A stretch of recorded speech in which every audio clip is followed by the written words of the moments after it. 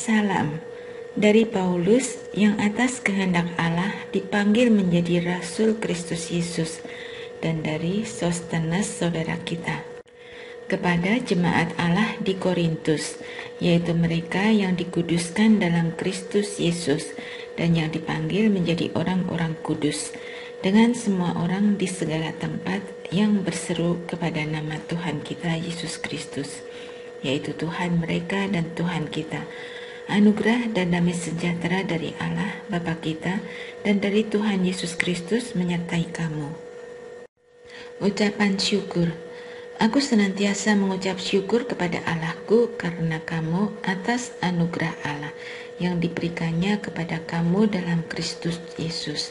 Sebab di dalam Dia kamu telah menjadi kaya dalam segala hal, dalam segala macam perkataan dan segala macam pengetahuan, sesuai dengan kesaksian tentang Kristus yang telah diteguhkan di antara kamu. Demikianlah kamu tidak kekurangan dalam karunia apapun, sementara kamu menantikan penyataan Tuhan kita Yesus Kristus. Ia juga akan meneguhkan kamu sampai kepada kesudahannya, sehingga kamu tak bercacat pada hari Tuhan kita Yesus Kristus. Allah yang memanggil kamu kepada persekutuan dengan anaknya, Yesus Kristus Tuhan kita adalah setia. Perpecahan dalam jemaat. Aku menasihatkan kamu saudara-saudara demi nama Tuhan kita Yesus Kristus, supaya kamu semua seia sekata dan jangan ada perpecahan di antara kamu, tetapi sebaliknya supaya kamu erat bersatu dan sehati sepikir. Sebab saudara-saudaraku, aku telah diberitahukan oleh orang-orang dari keluarga Chloe tentang kamu, bahwa ada perselisihan di antara kamu. Yang aku maksudkan ialah bahwa kamu masing-masing berkata, aku dari golongan Paulus, atau aku dari golongan Apolos, atau aku dari golongan Kefas, atau aku dari golongan Kristus. Apakah Kristus terbagi-bagi? Apakah Paulus disalibkan karena kamu? Atau apakah kamu dibaptis dalam nama Paulus? Aku mengucap syukur bahwa tidak ada seorang pun juga di antara kamu yang aku baptis selain Krispus dan Gaius, sehingga tidak ada orang yang dapat mengatakan bahwa kamu dibaptis dalam namaku. Juga keluarga Stefanas aku yang membaptisnya. Kecuali mereka, aku tidak tahu apakah ada lagi orang yang aku baptis. Sebab Kristus mengutus aku bukan untuk membaptis, tetapi untuk memberitakan Injil, dan itu pun bukan dengan hikmat perkataan, supaya salib Kristus jangan menjadi sia-sia. Hikmat Allah dan hikmat manusia. Sebab pemberitaan tentang salib memang adalah kebodohan bagi mereka yang menuju kebinasaan. Tetapi bagi kita yang diselamatkan, pemberitaan itu adalah kekuatan Allah. Sebab ada tertulis, aku akan membinasakan hikmat orang-orang berhikmat, dan kearifan orang-orang arif akan kulenyapkan. Di manakah orang yang berhikmat? Di manakah ahli Taurat? Di manakah pembantah dari dunia ini? Bukankah Allah telah membuat hikmat dunia ini menjadi kebodohan? Sebab karena dunia dalam hikmat Allah tidak mengenal Allah oleh hikmat, Allah berkenan menyelamatkan mereka yang percaya oleh kebodohan pemberitaan Injil. Orang-orang Yahudi menghendaki tanda dan orang-orang Yunani mencari hikmat. Tetapi kami memberitakan Kristus yang disalibkan. Untuk orang-orang Yahudi suatu batu sandungan, dan untuk orang-orang bukan Yahudi suatu kebodohan. Tetapi untuk mereka yang dipanggil, baik orang Yahudi maupun orang bukan Yahudi, Kristus adalah kekuatan Allah dan hikmat Allah. Sebab yang bodoh dari Allah lebih bijaksana daripada manusia, dan yang lemah dari Allah lebih kuat daripada manusia. Saudara-saudara, ingatlah bagaimana keadaan kamu ketika kamu dipanggil. Menurut ukuran manusia, tidak banyak orang yang bijak, tidak banyak orang yang berpengaruh, tidak banyak orang yang terpandang. Tetapi apa yang bodoh bagi dunia dipilih Allah untuk mempermalukan orang-orang yang berhikmat, dan apa yang lemah bagi dunia dipilih Allah untuk mempermalukan apa yang kuat, apa yang tidak terpandang dan yang hina bagi dunia, bahkan apa yang tidak berarti, dipilih Allah untuk meniadakan apa yang berarti, supaya jangan ada seorang manusia pun yang memegahkan diri di hadapan Allah. Namun, oleh Dia kamu berada dalam Kristus Yesus, yang oleh Allah telah menjadi hikmat bagi kita. Ia membenarkan, menguduskan, dan menebus kita. Karena itu, seperti ada tertulis, siapa yang bermegah, hendaklah ia bermegah di dalam Tuhan.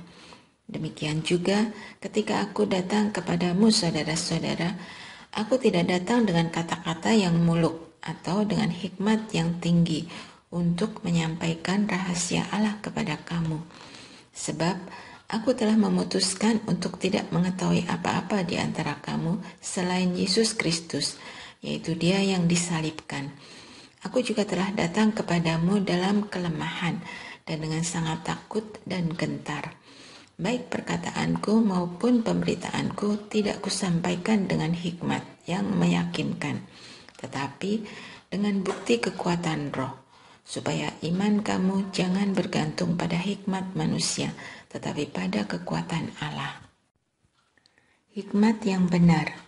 Sungguh pun demikian, kami memberitakan hikmat di kalangan mereka yang telah matang, yaitu hikmat yang bukan dari dunia ini, dan yang bukan dari penguasa-penguasa dunia ini, yaitu penguasa-penguasa yang akan ditiadakan. Tetapi yang kami beritakan ialah hikmat Allah yang tersembunyi dan rahasia, yang telah disediakan Allah bagi kemuliaan kita sebelum adanya zaman. Tidak ada dari penguasa dunia ini yang mengenal hikmat ini, sebab sekiranya mereka mengenalnya, mereka tidak menyalibkan Tuhan yang mulia. Tetapi seperti ada tertulis, apa yang tidak pernah dilihat oleh mata dan tidak pernah didengar oleh telinga dan yang tidak pernah timbul di dalam hati manusia, semua yang disediakan Allah untuk mereka yang mengasihi Dia. Kepada kita Allah telah menyatakannya oleh Roh, sebab Roh menyelidiki segala sesuatu, bahkan hal-hal yang tersembunyi dalam diri Allah. Siapa di antara manusia yang tahu apa yang terdapat di dalam diri manusia, selain roh manusia sendiri yang ada di dalam dia? Demikian pula lah, tidak ada orang yang tahu apa yang terdapat di dalam diri Allah, selain roh Allah. Kita tidak menerima roh dunia, tetapi roh yang berasal dari Allah, supaya kita tahu apa yang dikaruniakan Allah kepada kita. Kami memberitakan hal-hal ini bukan dengan kata-kata yang diajarkan hikmat manusia, tetapi yang diajarkan roh, sambil menjelaskan hal-hal rohani kepada orang-orang rohani. Manusia alami tidak menerima apa yang berasal dari roh Allah, karena hal itu baginya adalah suatu kebodohan. Ia tidak dapat memahaminya, sebab hal itu hanya dapat dinilai secara rohani. Namun, manusia rohani menilai segala sesuatu, tetapi ia sendiri tidak dinilai oleh orang lain. Sebab, siapakah yang mengetahui pikiran Tuhan, sehingga ia dapat menasehati Dia? Namun, kami memiliki pikiran Kristus. Perselisihan.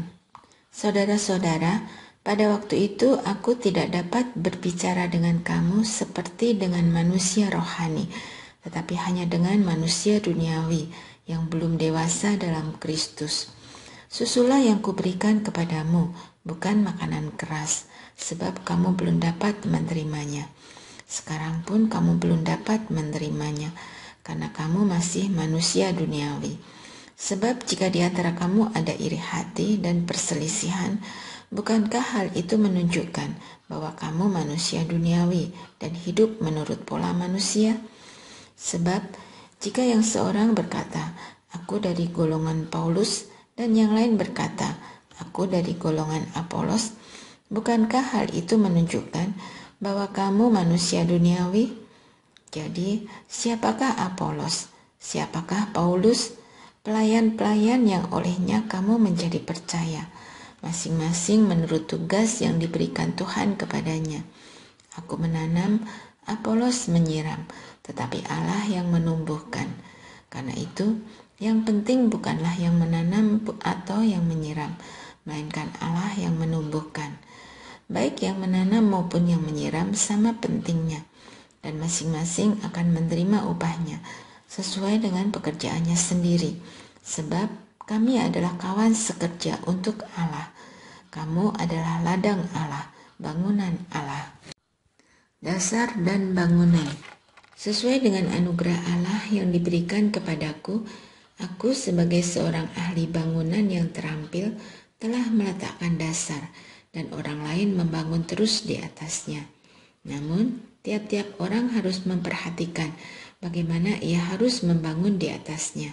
Sebab, tidak ada seorang pun yang dapat meletakkan dasar lain daripada dasar yang telah diletakkan, yaitu Yesus Kristus. Entah orang membangun di atas dasar ini dengan emas, perak, batu permata, kayu, rumput kering, atau jerami. Kelak pekerjaan masing-masing orang akan tampak, karena hari Tuhan akan menyatakannya. Sebab hari itu akan dinyatakan dengan api, dan bagaimana pekerjaan masing-masing orang akan diuji oleh api itu. Jika pekerjaan yang dibangun seorang tahan uji, ia akan mendapat upah. Jika pekerjaannya terbakar, ia akan menderita kerugian. Ia sendiri akan diselamatkan, tetapi seperti dari dalam api. Tidak tahukah kamu bahwa kamu sekalian adalah bait Allah dan bahwa roh Allah tinggal di dalam kamu? Jika ada orang yang membinasakan bait Allah, Allah akan membinasakan dia. Sebab bait Allah itu kudus, dan bait Allah itu ialah kamu sekalian. Janganlah ada orang yang menipu dirinya sendiri. Jika ada di antara kamu yang menyangka dirinya bijaksana menurut dunia ini, biarlah ia menjadi bodoh, supaya ia menjadi bijaksana. Sebab hikmat dunia ini adalah kebodohan bagi Allah. Sebab ada tertulis, ia menangkap orang-orang berhikmat dalam kecerdikannya. Juga Tuhan mengetahui rancangan-rancangan orang berhikmat.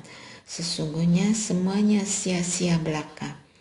Karena itu, janganlah ada orang yang memegahkan dirinya atas manusia, sebab segala sesuatu adalah milikmu, baik Paulus, Apolos maupun Kefas, baik dunia, hidup maupun mati, baik waktu sekarang maupun waktu yang akan datang. Semuanya adalah milikmu, tetapi kamu milik Kristus, dan Kristus milik Allah. Tuhan adalah satu-satunya hakim. Beginilah hendaknya orang memandang kami sebagai hamba-hamba Kristus, yang kepadanya dipercayakan rahasia Allah. Yang akhirnya dituntut dari pelayan-pelayan yang demikian ialah bahwa mereka ternyata dapat dipercayai. Bagiku tidak begitu penting entahkah aku dihakimi oleh kamu atau oleh suatu pengadilan manusia. Malahan diriku sendiri pun tidak kuhakimi, sebab memang aku tidak sadar akan apapun tentang diriku. Tetapi bukan karena itulah aku dibenarkan, melainkan Tuhanlah yang menghakimi aku. Karena itu, janganlah menghakimi sebelum waktunya, yaitu sebelum Tuhan datang. Ia akan menerangi juga apa yang tersembunyi dalam kegelapan, dan ia akan memperlihatkan apa yang direncanakan di dalam hati. Kelak, tiap-tiap orang akan menerima pujian dari Allah. Rendahkanlah dirimu.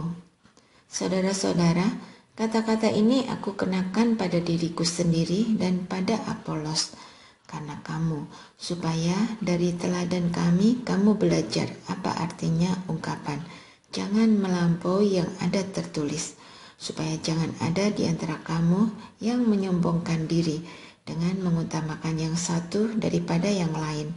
Sebab siapa yang menganggap engkau begitu penting, apa yang engkau punyai yang tidak engkau terima? Jika engkau memang menerimanya, mengapa engkau memegahkan diri seolah-olah engkau tidak menerimanya? Kamu telah kenyang, kamu telah menjadi kaya, tanpa kami, kamu telah menjadi raja. Alangkah baiknya kalau benar demikian, bahwa kamu telah menjadi raja, sehingga kami pun turut menjadi raja dengan kamu. Sebab Menurut pendapatku, Allah memberikan kepada kami, para rasul, tempat yang paling rendah, sama seperti orang-orang yang telah dijatuhi hukuman mati. Sebab kami telah menjadi tontonan bagi dunia, bagi malaikat-malaikat dan bagi manusia. Kami bodoh oleh karena Kristus, tetapi kamu arif dalam Kristus. Kami lemah, tetapi kamu kuat. Kamu mulia, tetapi kami hina. Sampai saat ini kami lapar, haus, telanjang, dipukul, dan hidup mengembara. Kami melakukan pekerjaan tangan yang berat. Kalau kami dimaki, kami memberkati. Kalau kami dianiaya, kami sabar. Kalau kami difitnah, kami tetap menjawab dengan ramah. Kami telah menjadi sama dengan sampah dunia, sama dengan kotoran dari segala sesuatu, sampai pada saat ini. Hal ini kutuliskan bukan untuk mempermalukan kamu, tetapi untuk menegur kamu sebagai anak-anakku yang kukasihi. Sebab sekalipun kamu mempunyai beribu-ribu pendidik dalam Kristus, kamu tidak mempunyai banyak bapa. Akulah yang dalam Kristus Yesus telah menjadi bapamu melalui Injil.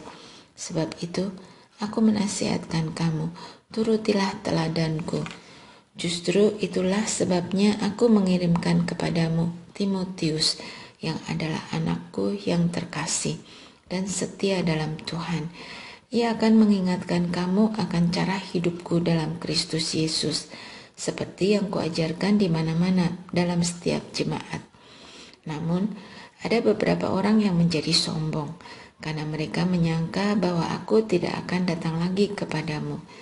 Namun, aku akan segera datang kepadamu, kalau Tuhan menghendakinya, dan aku akan tahu bukan tentang perkataan orang-orang yang sombong itu, tetapi tentang kekuatan mereka.